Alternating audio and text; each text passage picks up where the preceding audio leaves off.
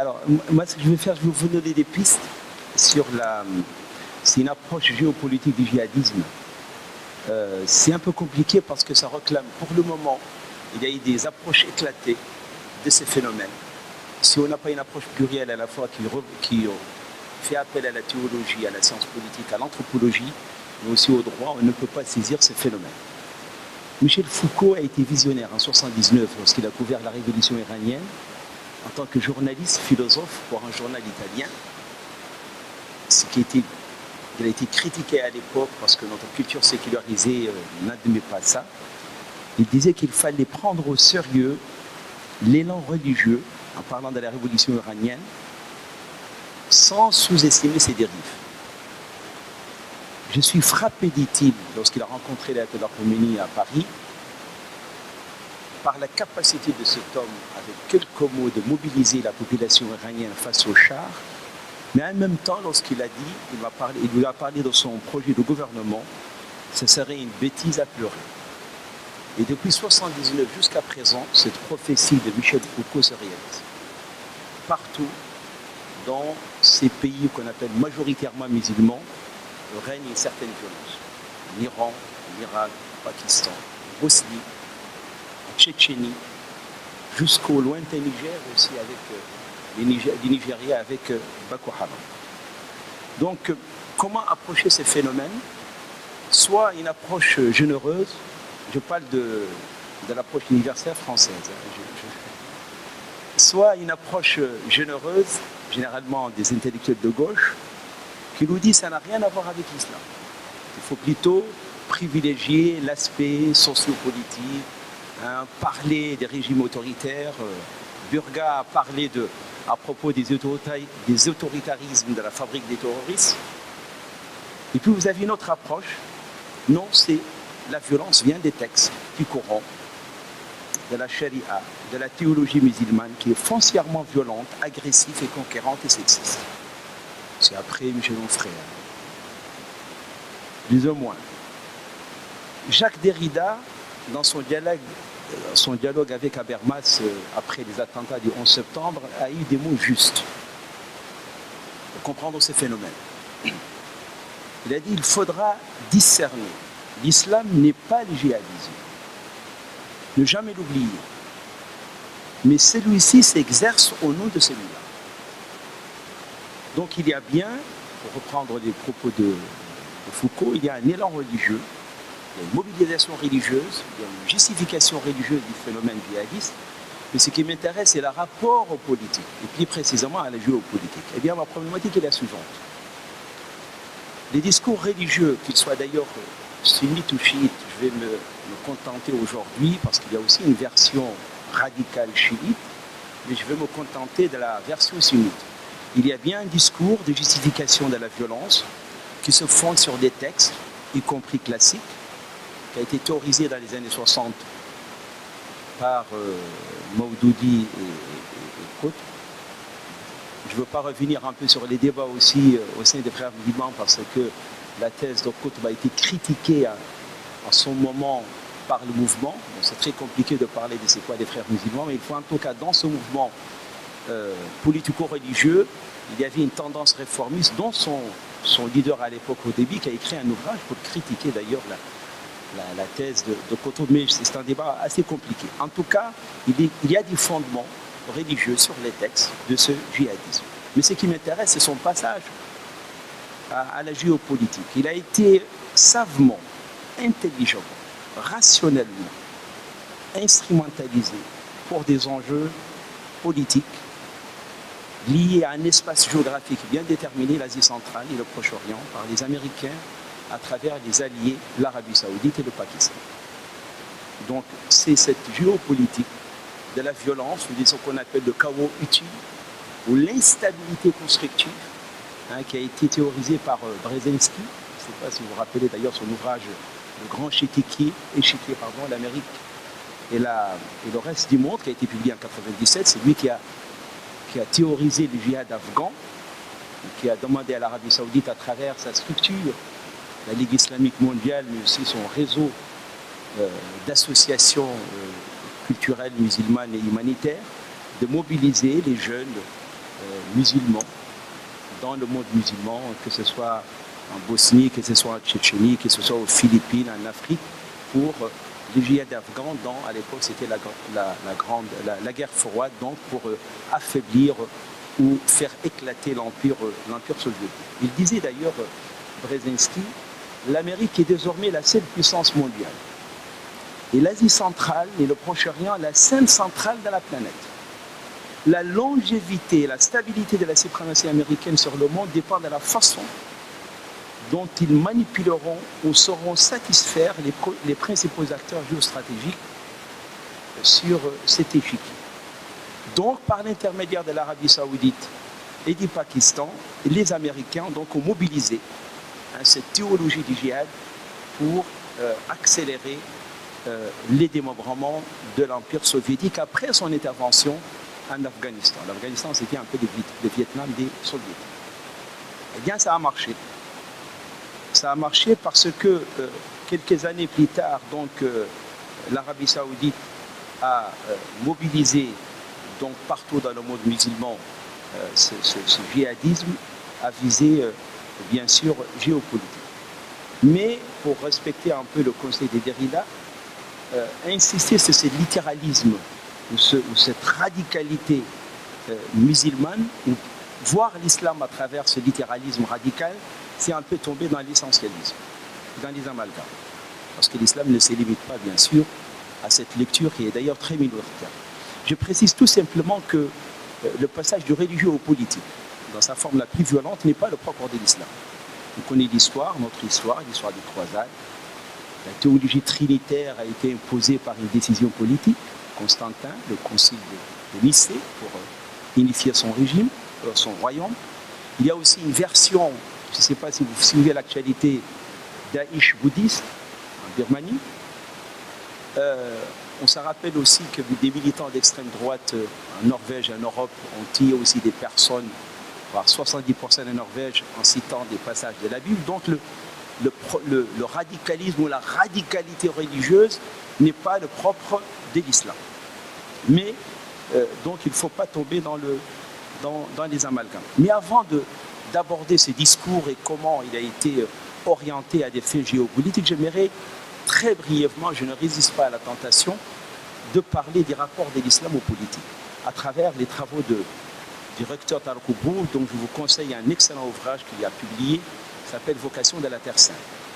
Eh bien, d'une manière très lucide et équilibrée, M. Koubrou aborde le rapport de la religion aux politiques, mais de l'islam en particulier, en disant que tout au long de l'histoire, il y a une permanence du religieux dans le rapport aux politiques au sens de la violence légitime.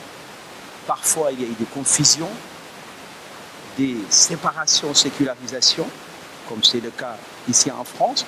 Et ce qui est intéressant, c'est qu'il cite des récits communs à la Bible et au Coran à travers le récit des prophètes.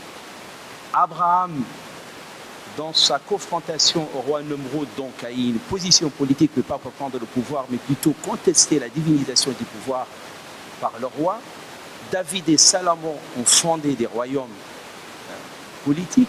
Moïse a libéré son peuple par une contestation qu'on peut qualifier politique. Seul Jésus a été plus ou moins apolitique, même si Koubrou nuance un peu l'apolitisme de Jésus parce que les circonstances historiques de l'époque, à savoir sa prophétie est née dans un empire et dans une communauté juive opprimée, ne lui a pas donné donc l'occasion de jouer ce rôle politique. Mais ici, bien sûr, la politique au sens positif du terme. Donc la présence du religieux est une permanence de l'histoire de l'humanité. Alors qu'en est-il de l'islam? Alors l'islam, il y a eu deux moments très importants où on les trouve aujourd'hui dans les textes. Bien évidemment, l'islam est une religion monothéiste, c'est une théologie, c'est une croyance, c'est un culte, ne l'oublions pas. Mais comme tous les prophètes, le prophète de l'islam a été confronté donc à cette question.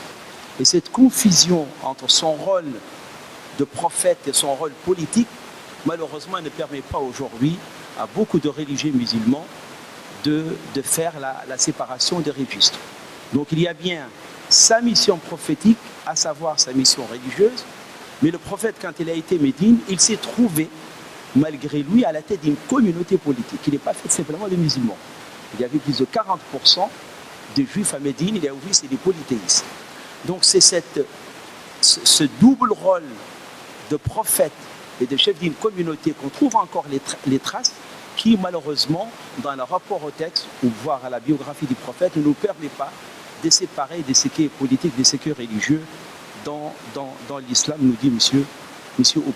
Alors il y avait aussi un deuxième moment important, c'est l'islam en tant qu'empire. Après 30 ans après le prophète, l'islam a été porté par un empire qui s'étend de l'Arabie jusqu'à l'Union soviétique actuellement, jusqu'à l'Afrique du Nord. Là aussi, c'est l'empire qui a utilisé la religion pour mobiliser aussi les troupes et donner légitimité à ce qu'on appelle des conquêtes musulmanes, mais en réalité, moi, je les qualifie plutôt de conquêtes territoriales. En arabe, jusqu'à présent, dans les ouvrages religieux et dans les ouvrages de l'histoire, ils appellent ça le futuhat islamique, les conquêtes musulmanes. Alors qu'il s'agit tout simplement des conquêtes impériales, mais c'est vrai, et c'était le moment, n'oubliez pas que le moment à l'époque, dans toute la planète, il y avait cette confusion entre le religieux et le politique. Mais nos réformistes aujourd'hui n'arrivent pas, je crois, à ma connaissance, M. Aubrou est le seul à faire cette lecture paradigmatique dans les textes de cet estimer la rencontre du politique et du religieux. Donc il appelle justement un discernement. Il nous propose une méthode qu'il qualifie de taxonomie des textes. Il y a les versets des principes. Par exemple, concernant le djihad, il y a des versets des principes. Ça, c'est le côté religieux. Toutes les religions appellent à la paix. Sur les 6400 versets du Coran à peu près, vous dites aussi les 60 chapitres du Coran, vous avez à peu près 2 chapitres, le fameux ou la fameuse sourate 8 et 9, que les djihadistes appellent les sourates de l'épée, qui parlent de djihad au sens de guerre ou de violence légitime. Mais le Coran est d'abord un ouvrage de paix. Donc il faut faire la taxonomie des textes. Il y a des versets de principes qui sont universels et qui concernent le côté religieux, c'est la paix. Mais à un moment donné, le prophète en tant que chef d'une communauté politique. D'ailleurs, je disais une fois dans un entretien de déradicalisation avec un détenu qui voulait aller rejoindre Daesh, il me citait ces versets 8-9 qu'il allait combattre donc les mécréants. Mais je lui dis, tu sais, le prophète faisait la guerre pour défendre d'autres polythéistes. Parce que dans l'histoire du prophète, quand il a fait ce qu'on appelle la conquête de la Mecque, c'était pour protéger une tribu polythéiste. Donc il faut faire la taxonomie des textes entre les versets du principe, qui sont des versets religieux universels qui appellent à la paix, et puis vous avez des versets circonstanciels où le prophète joue le rôle de chef d'une communauté politique. D'ailleurs, le mot djihad lui-même, la police militaire du djihad, montre très bien qu'il faut bien lire le Coran et n'oubliez pas aussi son historicité. Donc je reviens à mon sujet, comment un littéralisme religieux qu'on appelle le wahhabisme. Alors, je n'ai pas le temps de développer c'est quoi le wahhabisme. Très rapidement, le wahhabisme est une réforme. Oui, si vous lisez l'histoire des idées, Mohammed ibn Abdul Wahhab est considéré comme un réformiste, 1744-1745. Mais c'est un réformisme que je qualifie de territorial, dans une région bien déterminée qui s'appelle le Najd, qui est actuellement le Riyad, la capitale de l'Arabie Saoudite. Donc il y avait des formes de syncrétisme entre l'islam et des formes d'animisme. Donc ce savant musulman est venu un peu pour lutter contre les formes animistes, surtout dans la pratique du culte. Donc il a entamé une réforme au sein des tribus bédouines pour essayer de revenir au monothéisme originel de l'islam. C'est pour cela, dans l'histoire des idées, il est considéré comme un réformiste, mais propre à son milieu culturel. Eh bien, il a rencontré un chef de tribu. Vous savez, à l'époque, il y avait les razzias et les guerres entre tribus qui s'appellent Ibn Saoud. Donc il s'est appuyé sur la violence de Ibn Saoud pour essayer un peu de faire diffuser son discours. Et c'est là où est née une alliance qui aujourd'hui est à la base et au fondement du royaume saoudien entre la force politique guerrière, qui n'avait aucune ambition religieuse, et avec un chef religieux qui voulait aussi faire répandre dans toute l'Arabie son discours réformiste. Jusqu'à présent, Ce sont les deux grandes familles aujourd'hui en Arabie Saoudite, la famille Al-Saoud et la famille Al-Sheikh, qui sont au fondement du régime saoudien. Mais cette alliance entre la politique guerrière d'Ibn Saoud et ses réformistes musulmans, on va voir au fil de l'histoire que c'est le politique qui instrumentalise le religieux, parce que la milice, ou plutôt les zélotes wahhabites qui constituaient la force de frappe d'Ibn Saoud, ont été matés par le même Ibn Saoud. Je ne sais pas si vous vous rappelez, en 1979, leurs descendants ont occupé la Mecque, par exemple, pour venger justement leurs ancêtres qui ont été massacrés par le même Ibn Saoud. Mais ce qui nous intéresse, c'est comment les Anglais, qui étaient la puissance coloniale dans la région, ont arrivé à utiliser ce qui va être une permanence de la géopolitique aujourd'hui dans le rapport au littéralisme. Ils vont utiliser cette alliance entre Ibn Saoud et les zélotes wahhabites pour affaiblir l'Empire ottoman. Parce qu'ils avaient d'autres desseins pour la région, c'est-à-dire le démembrement de la partie arabe dans ce qu'on voit aujourd'hui, les petits États, les micro-États, faciles à utiliser pour l'exploitation des ressources énergétiques. Donc ce sont les Anglais, les premiers qui ont introduit sur la scène géopolitique dans le sens de la conquête et de l'exploitation du territoire, cette fusion entre le politique et les religieux. Eh bien, les Américains vont succéder aux Anglais pour une question très simple. Les Anglais n'ont pas voulu chercher le pétrole en Arabie Saoudite, donc ils ont laissé les sociétés américaines, parce qu'ils n'avaient pas les moyens financiers d'exploiter le pétrole, donc ils ont laissé aux compagnies américaines l'occasion de chercher le pétrole en Arabie Saoudite. Et quelle bonne chance, donc ils ont découvert le pétrole, et il y a eu ce que vous savez très bien, une sorte de testament entre les Américains, on appelle le testament de Quincy, du nom de porte-avions de Roosevelt, qui a accueilli Ibn Saoud, et ils ont signé un accord qui continue aujourd'hui à être respecté. Vous nous donnez les pétroles et on vous protège. C'est pour cela que les deux grands alliés des Américains dans la région Israël et l'Arabie Saoudite jouent un rôle extrêmement important sur cet échiquier géopolitique.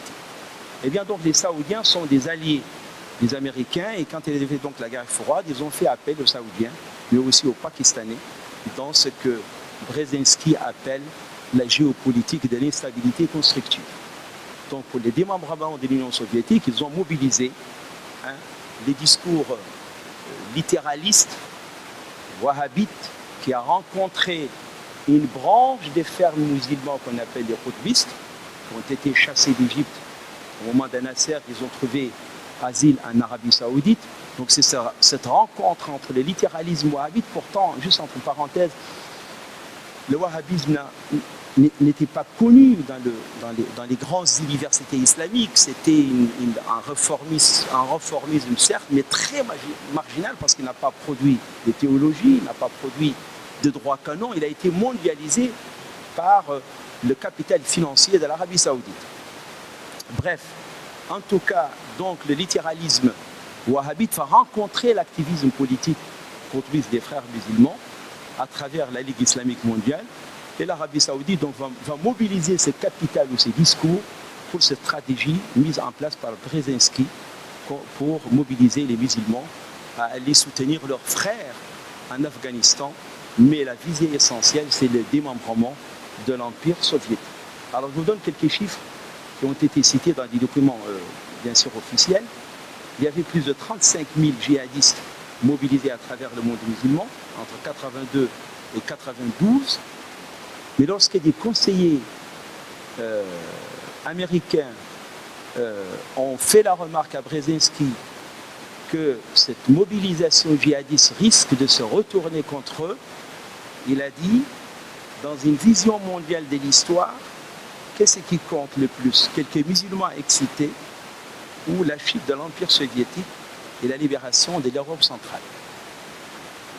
Donc il y avait un risque effectivement, mais un risque que les Américains pensaient donc être consultés.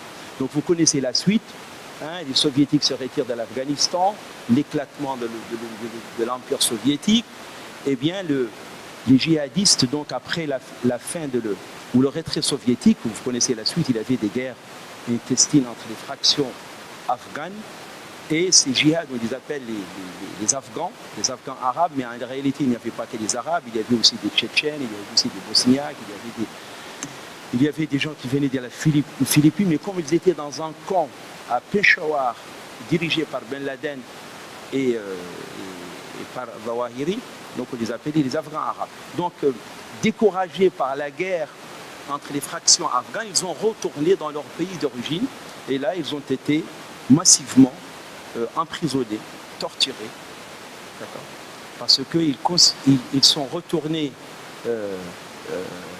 animés par cette théologie un peu djihadiste qui vont la retourner contre les régimes en place.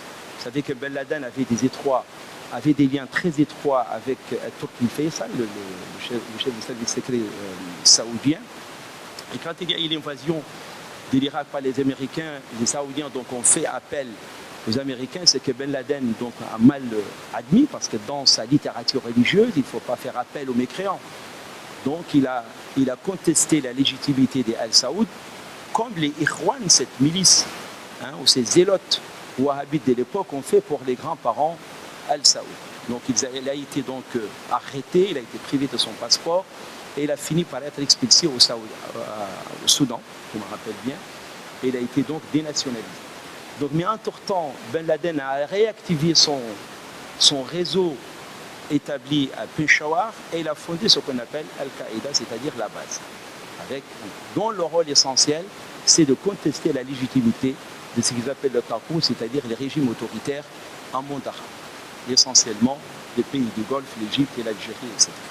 Donc c'est là où on est, donc c'est dans cette conjoncture géopolitique qu'est née Al-Qaïda et qui a été après, une fois qu'elle a été accueillie par les talibans, elle a été donc déstructurée, vous connaissez, vous avez suivi la réalité. Donc c'est bien cet enjeu géopolitique de l'introduction des religieux dans sa forme littéraliste radicale qui a produit donc la violence. Alors ça c'est pour le Qaïda. Alors pour les talibans, c'est à peu près le même scénario. Les fractions afghanes continuent donc à s'entretuer.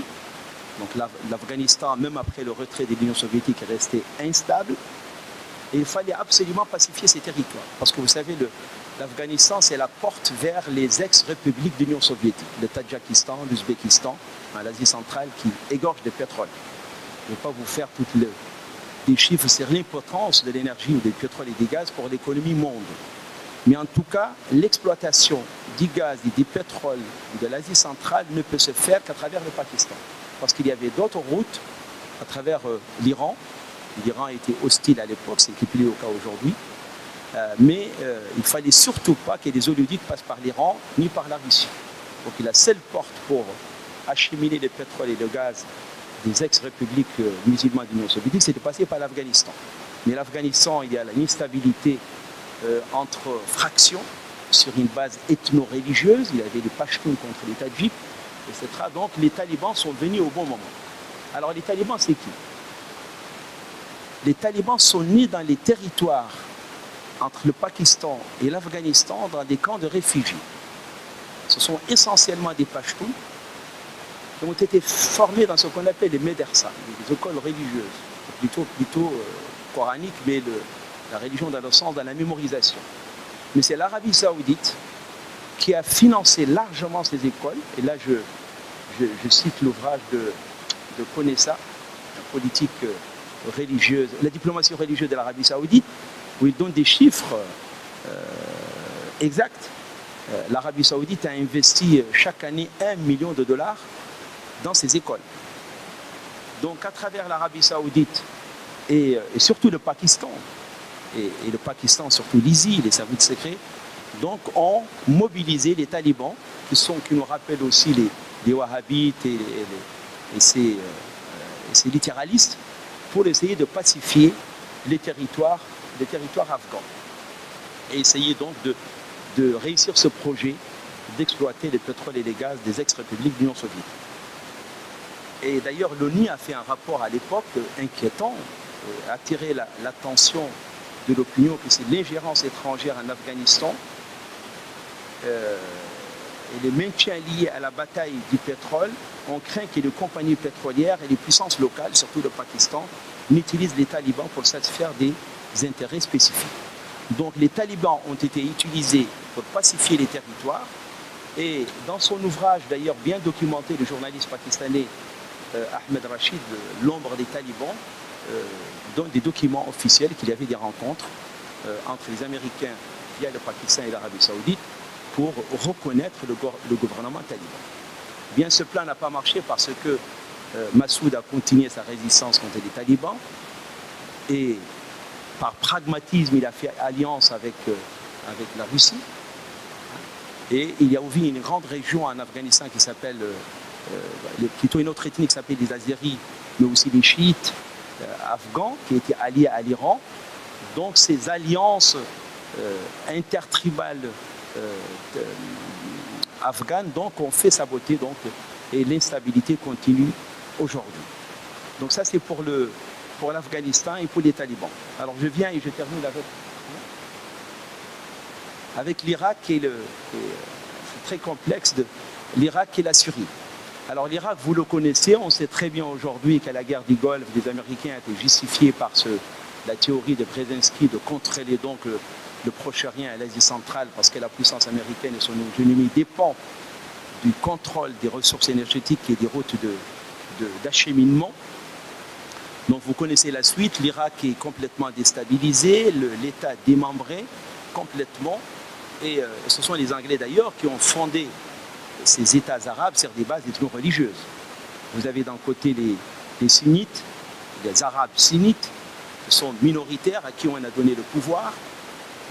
Vous avez des Kurdes sunnites, c'est une base ethnique, et vous avez des arabes chiites. Donc l'Irak des Anglais, ils ont misé sur les sunnites. Les Américains sont venus, ils voulaient exactement reproduire le même scénario, mais en donnant plutôt la primauté aux chiites. Mais le plan des Américains, c'était un État sur une base ethno-religieuse exactement à la libanaise. Et d'ailleurs, le gouvernement irakien et la constitution, la seule constitution qui a été mise en place, exprime effectivement cette volonté.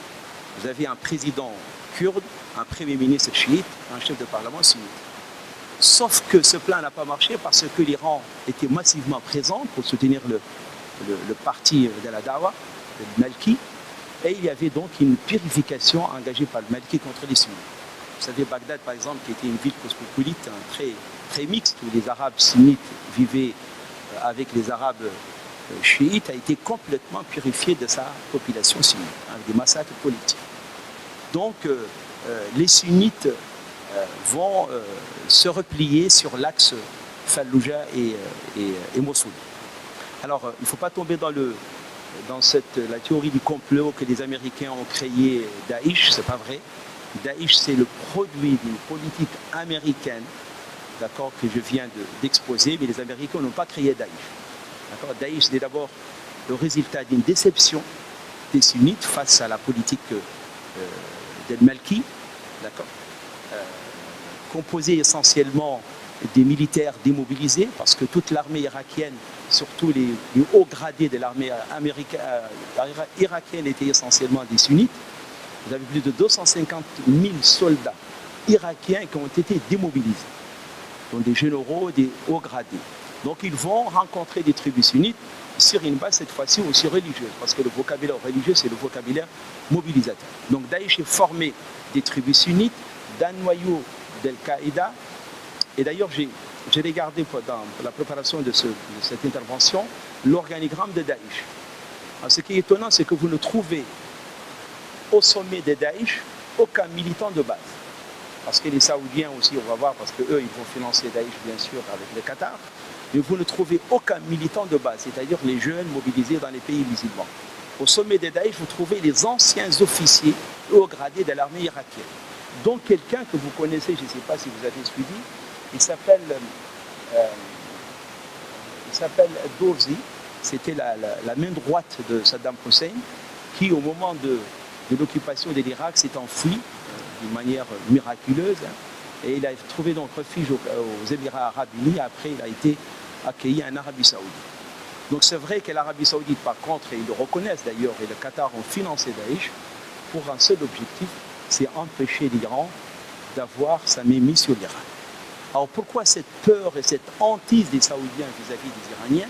Eh bien la question est très simple. Il y a, c'est vrai, une affaire de contrat, de société énergétique, mais c'est plus sur le plan doctrinal. Vous savez, Khomeini a élaboré une théorie qui s'appelle la gouvernance des ayatollahs, parce que c'est un peu compliqué, je ne sais pas si j'aurai le temps de vous expliquer un peu. Non? Non, pas. En tout cas, ça y est, j'ai terminé. Là, j'ai terminé. Alors, je termine. Vous avez compris, Daesh, les talibans sont, d'accord, donc utilisés dans ce jeu ou dans ce grand jeu d'ordre géopolitique. Mais je dirais un seul mot sur eux, sur nos djihadistes à nous, les djihadistes français. Alors, contrairement aux djihadistes d'Al-Qaïda, qui ont, on l'a vu, un fondement doctrinal, théologique, motivé par ce que Foucault appelle un élan religieux, même s'il est instrumentalisé, nos jeunes à nous n'ont aucun rapport à la religion. C'est plutôt un profil psychologique. Eh bien, dans Capri, les psychologues de Capri ont fait le profil psychologique de ces djihadistes. Ils sont d'abord des gens fragilisés, complètement, sur le plan psychologique, déstructurés. Ils ont une colère qui est nourrie aussi par ce que je qualifie de déni d'être français. Donc ils sont blessés. Et à un moment donné, dans leur déception et dans leur colère, ont rencontré ce que les psychologues appellent un discours captatif. Ils ont été donc sur Internet, Vincent a parlé tout à l'heure, mais je vais vous donner quand même des chiffres intéressants de ces jeunes.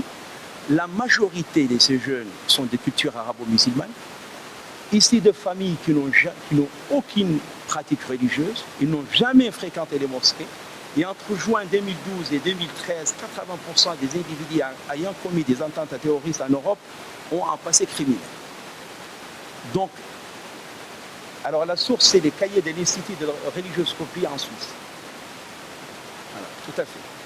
Donc, même s'il y a un djihadisme pavillonnaire, il reste quand même très limité. Mais l'essentiel, que ces djihadistes, contrairement à la génération Al-Qaïda, n'ont aucun rapport à la religion, c'est plutôt un profil psychologique, et les gens d'ailleurs Capri peuvent en témoigner, mais qui ont été captés, en pleine colère qui a été captée. Par contre, je ne peux pas dire pourquoi, comment le recrutement se fait, à qui profitent ces attentats. Voilà, excusez-moi, donc je n'ai pas eu le temps de vous développer encore plus.